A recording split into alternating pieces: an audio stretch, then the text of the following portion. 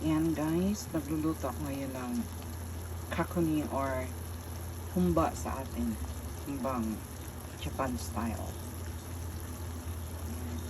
Pinakuluan ko na after kong tubuhin. Pichay, ilalagay sa gilid ng humba para hindi siya masyadong maumay. Yan, palalamigin ko na ito para mamaya paghain ko, ilagay ko siya kasama ng humba or kakuni.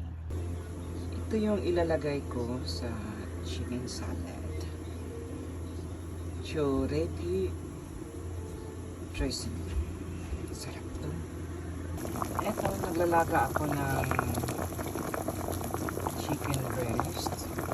Gawin ko siyang salad. Lalagyan ko siya ng dressing at saka cucumber. Yan, pinapalamig ko na para